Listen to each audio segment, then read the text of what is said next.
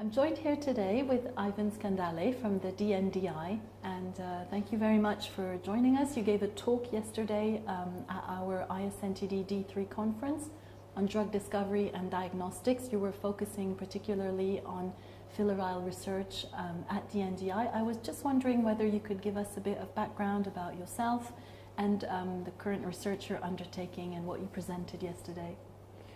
Yes, sure. So I'm a chemical engineer by background.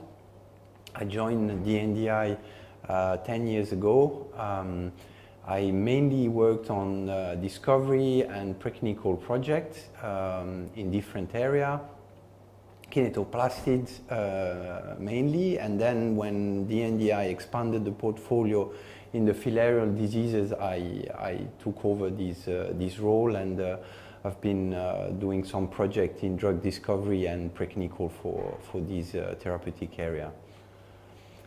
It's been very exciting times actually for DNDi. I think a lot of successes and very strong partnerships out there, particularly in recent times. Would you be able to outline some of the main successes of this PDP? Yes, sure. So focusing on filarial projects, we started about 5 years ago, and we had just one project. It was flubendazole, which was simply a repurposing project aiming at reformulating flubendazole to make it pursuable for onchocerciasis, to make it a treatment for onchocerciasis. And gradually we expanded to this molecule to several other partnerships. For instance, we had an agreement with Bayer on imodepside. We had also a collaboration with AbbVie and the consortium AWOL on another antibacterial macrophylaricide drug candidate. And we have also collaboration in more upstream project in discovery with Celgene and AbbVie. And hopefully we will get other new chemical entity coming from that effort. That's brilliant. So we look forward to hearing more from that.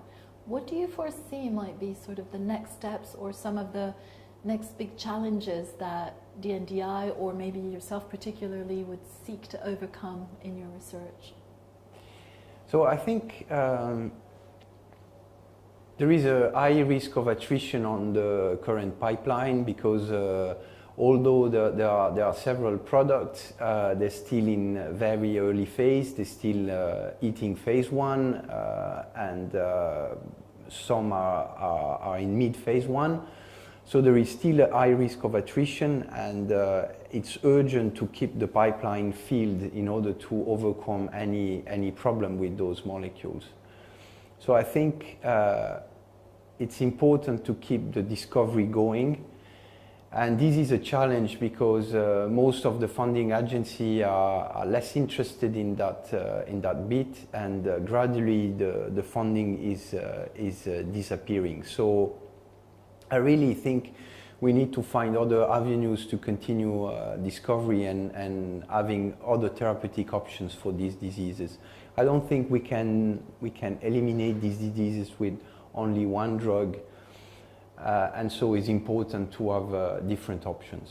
I was wondering, was there some sectors or someone in particular that DNDi would like to explore options with? What would you recommend perhaps to other people who are in this drug discovery space? So I think there are many industrial companies which are interested in drug discovery, and we've been hearing to the conference several speakers talking about their work, past work in this space. I'm thinking about J&J, but there is also AbbVie, there is Celgene, but they can't. These are industrial companies which have profitable goals, and so we can't assume that they will invest or unlimited resources in that space. So I think it's important to have donors keeping giving money to PDPs or to consortium to continue the discovery effort. Brilliant. So it's quite a fine balancing act between the private sector and the funders and the donors and so forth. So looking at drug discovery and taking that all the way to the patient, looking at sort of the bigger picture, DNDi has got a very strong voice when it comes to access to medicines and really thinking about those patient groups. How do you manage that within DNDi? How is all that taken into consideration to form this sort of very cohesive voice behind disease control? So I think DNDi is, and in particular Bernard Pécoul is coming from a strong MSF, Médecins Sans Frontières background, and Bernard Pécoul initiated the access campaign at MSF. So this is really in the DNA of DNDi to have a strong voice for access to medicine.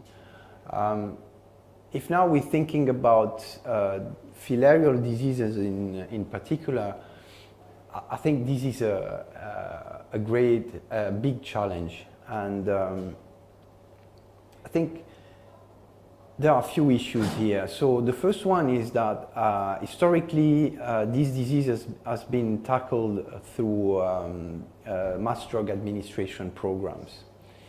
And this implies donation of drugs and implies also treating people which are not infected. In the work we're trying to do is to focus more on case management and on way to make available drugs which is not based on donation but more on sustainable costs. I think this is a bit of a paradigm shift in the arena of filarial diseases, and I don't think we have yet all the answers, but what I'm sure is that we need to have therapeutical options and then bring them to the patient and work on the best way to make those available. But I think there must be some complementary tools to current mass drug administration, meaning that patients can go in a pharmacy and get a pill if they are sick or if they are infected. I think this is very key for this area. Brilliant, and that's something that we feel quite strongly about as well at ISNTD. And I was just wondering, it's your second time now presenting here, and have you found that this forum has been quite useful in bringing together all those different pieces of the puzzle? What's kind of your view on D3 or such meetings? So the meeting, I found him very interesting. So the quality of the speakers is really brilliant. Is great. They are addressing beautifully very difficult topics and questions. The quality is very good. The size of the meeting is still fairly small, so there is a possibility to have a lot of interaction between the different people attending to the meeting, and I think this is very positive. So I think it's a very good meeting because for these two reasons mainly. One, the size, and second, the quality of the speakers, which is always very good. Well, I just wanted to thank you very much for coming to speak at ISNTD D3, but also for your time in this interview, and we really look forward to seeing what the next stage will be in terms of DNDi's research, but also strong advocacy for tropical diseases. So thank you. Thank you very much for inviting me.